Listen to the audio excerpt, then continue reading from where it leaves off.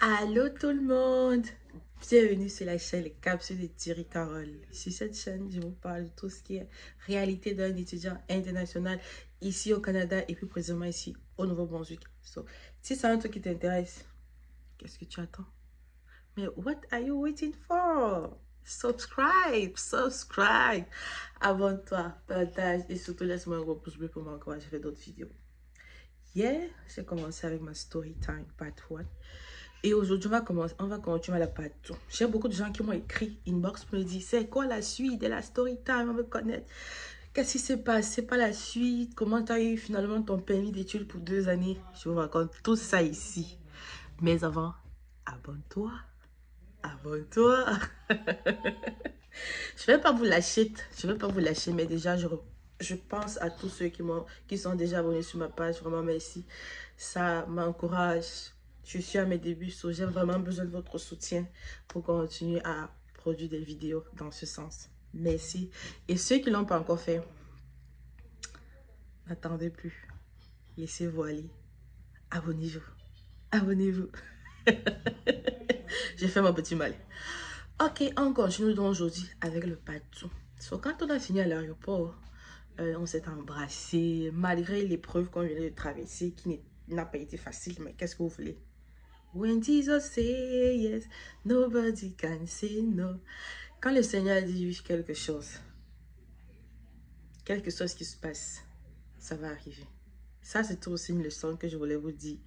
Une leçon que j'ai tirée de là. Je vous assure que j'allais rentrer ce jour. La dame était catégorique. Elle ne voulait rien entendre. Il était... je ne sais pas si elle était fâchée ou quoi que ce soit. Je ne sais pas. Mais elle ne voulait rien entendre. Ce sont les prières, les amis. Les prières, les prières. Mon frère et moi, on a beaucoup prié. Et je pense que ce jour, on avait appelé aussi ma belle-sœur Didi. On lui a raconté ce qui se passait. Je crois qu'elle aussi, elle s'est mise en prière. C'est la prière qui m'a aidée. Donc, ne baisse pas les bras. Qu'importe ce qui se passe, le Seigneur, il va t'aider. Il est fidèle. Il est fidèle. On est rentré à la maison. On a mangé, c'est vrai qu'on était tous fatigués avec tout ce qui se passait. Mais bon, il fallait toujours qu'on fasse histoire et qu'on dise merci au Seigneur pour tout cela. On a mangé et vraiment on a dit merci au Seigneur pour ça. Parce que c'était pas évident. On en riait, on sortait des petites anecdotes. On riait de ce qui s'est passé ce jour-là, ce matin-là. Mais c'était pas drôle là. C'était pas du tout drôle quand ça se passait. Mais quand c'est passé, on a commencé à rire. C'était... Mon frère se moquait de moi. Que je t'ai jamais vu pleurer. Hi, tu peux pleurer comme ça. Et moi qui lui renvoyais l'appareil que j'étais toute rouge, on dirait une tomate. Tu pleures quoi comme ça? Tu es un homme.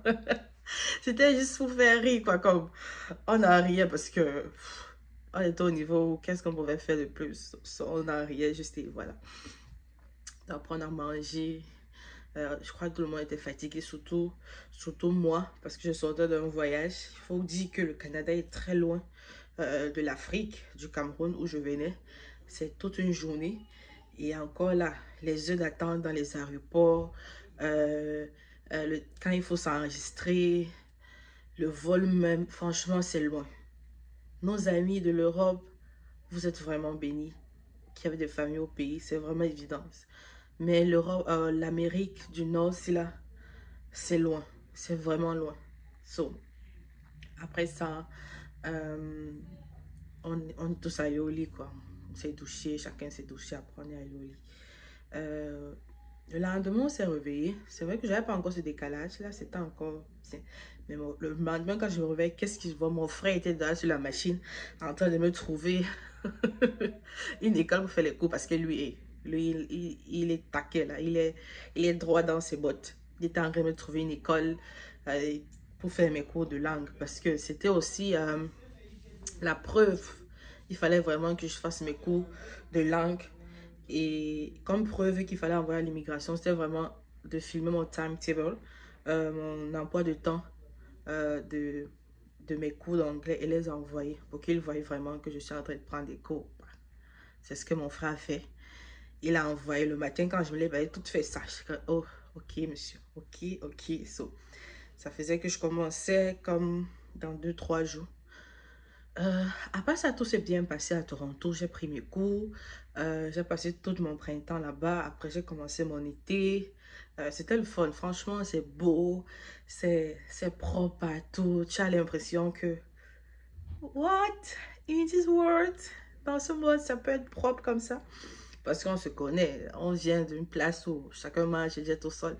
Mais ici, tu ne peux même pas faire ça parce que en ce temps-là, je parle encore quand je venais, j'étais impressionnée parce que tout était propre, classé, rangé. Chacun sait qui l'a fait. Tu attends ton tour.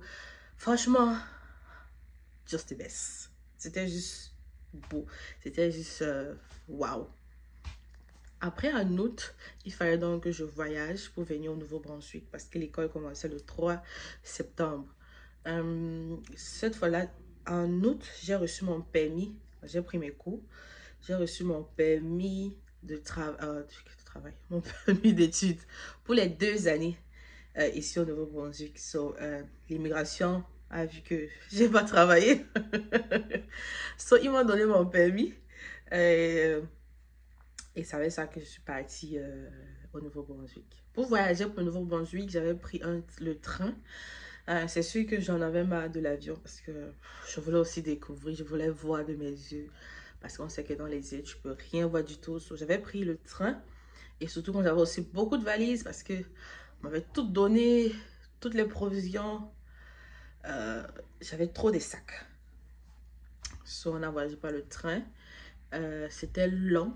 Mais je profitais du voyage, so je ne sentais pas sur moi. Je profitais vraiment du voyage. On a voyagé toute la nuit, ce qui était comme à 23 h, alors on est arrivé le matin ici, comme dans les 8 h. Quand on arrive, bon, c'est vrai que quand on voyage, le paysage est beau. Il y a beaucoup de terre, qu'on va dire. Il y a beaucoup de terre vide, il n'y a pas beaucoup d'habitations, je vais dire ça comme ça. Il y a d'espace. Donc, venez acheter les terrains ici. Non, je rigole. Ben, sinon, ce que j'ai remarqué, il y avait beaucoup de places inhabitées. Il y avait beaucoup d'arbres. Et c'était vraiment beau parce que c'était à l'automne. Les arbres commencent à changer. Les feuilles commencent à changer de couleur. C'est vraiment comme un dessin. C'est vraiment beau. Ouais. C'est vraiment beau pendant l'automne ici. Parce qu'il y a beaucoup d'arbres. Ça se voit. Les couleurs changent. Il y a du rose. Il y a du jaune. Franchement, c'est beau. C'est beau. C'est beau. J'arrive dans le Nouveau-Brunswick, dans la ville de Campbellton, le matin. Le matin, comme à 8-9 h. À la gare, il y avait celui qu'on appelle un agent d'accueil d'intégration des étudiants internationaux pour le campus de Campbellton, où j'allais prendre mon cours. Donc, il était là, il avait avec sa grosse van, une grosse voiture, parce qu'il faut dire que je n'étais pas seule comme étudiant international qui arrivait ce jour-là. Il était là. Quand on sort, il nous accueille, on se présente. Tout le monde sort ses valises, on entre dans sa grosse van. Il est chacun chez soi. Il faut dire aussi que avant d'arriver ici, là, d'autres étudiants avec qui j'étais avaient déjà trouvé leur chambre. Moi, c'est quand je suis arrivée à Toronto, chez mon frère, que j'ai commencé à fouiller les chambres pour ici à Campbellton. Et il fallait payer d'avance. J'avais déjà payé d'avance. So, je venais juste habiter. C'est sûr que la chambre était belle, mais quand j'arrive, quand l'agent d'intégration d'accueil nous laisse dans nos domiciles respectifs, quand j'arrive, je suis choquée parce que ce que j'ai vu n'est pas ce qui est. C'est aussi une arnaque. Comme si vous avez quelqu'un sur place, les amis, demandez à la personne d'aller vérifier la maison. Ne faites pas confiance à ces photos fake qu'on nous envoie souvent. Parce que c'est ce qui s'est passé. Je suis allée dans la chambre, j'étais comme, oh my God, c'est juste pas possible. C'était poussiéreux. C'était pas propre en fait. C'était pas propre, c'était vieux.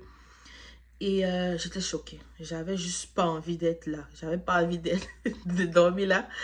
Mais quand j'appelle mon frère, moi je peux pas rester ici. Il dit, tu vas faire avec. C'est ça un étudiant. Si ça t'arrange pas, bah. C'est parce qu'il m'avait loué la chambre. Ça n'arrange pas. L'autre une chambre, mais moi, je n'avais pas d'argent sur moi. J'étais fâchée, mais je n'avais pas le choix de rester là-dedans. Je m'installe, j'essaie de nettoyer, de laver. Je n'avais pas envie de toucher, mais il fallait que je fasse de quoi. Après ça, l'agent d'intégration nous prend dans sa voiture, on fait un tour dans la ville. Soit il nous montre un peu les coins de la ville, la pharmacie, l'épicerie, l'hôpital, notre école, le CCNB et plein d'autres coins comme ça là pour qu'on ait comme une idée de la ville. So, on était tous contents, on commençait à prendre des photos. Franchement, on était contents. On a commencé à sympathiser aussi avec les autres étudiants. Après, on allait faire des petites épiceries.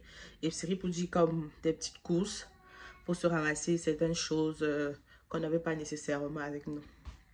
Parce que quand je venais, mon frère m'avait donné un peu de cash pour mes besoins entre-temps. So, ça fait que, après ça, je m'installe et je me laisse faire. Je me dis, c'est ici que je vais vivre. So, autant mieux, je vais faire avec. J'ai pas le choix. J'ai pas le choix. Et le lendemain, je crois, l'après-lendemain, c'est l'école. So, je pars à l'école pour ma première fois à l'école au CCNB. Il y a un accueil pas possible, c'est chaleureux. Ça donne envie de fréquenter. Là, les professeurs sont juste wow. Les bâtiments sont propres, c'est beau. Il y a un accueil du président de l'école, de tous nos professeurs.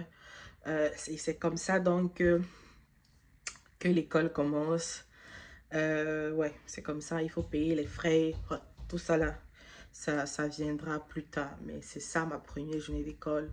On prend des photos, on se jette, c'est comme un baptême de rentrée des étudiants du collège. On porte un chandail blanc et on se jette des poudres de couleurs, les couleurs du CCNB, que ce soit le bleu, le jaune. C'est comme des enfants à la cour de récré. C'est trop drôle. Il faut être là pour ça. Franchement, si je retrouve des photos de là, je vous mettrai ça. Mais si je ne retrouve pas, bon, je vais juste vous décrire ça comme ça. C'est donc comme ça que j'arrive au Canada et que je m'installe et que je commence ma première année en 2018. Donc, c'est donc la fin de ma story time. J'espère qu'elle n'a pas découragé ceux qui viendront. De toutes les façons, on va prendre plus de temps. Comme j'ai dit dans la première partie de ma vidéo, je vous dirai comment ça se passe devant ces agents d'immigration. Il ne faut pas paniquer. Mon histoire n'est pas nécessairement celle qui va t'arriver. Il y a des gens qui sont arrivés, sont passés, ça a coulé comme l'eau de roche. Mais il y a des gens comme moi que ça a été encore plus compliqué pour eux. So, on n'a pas les mêmes histoires. Mais le plus important, c'est que tu entres au Canada. Sur ce, les amis, je vais arrêter la vidéo comme ça pour qu'elle ne soit pas trop longue.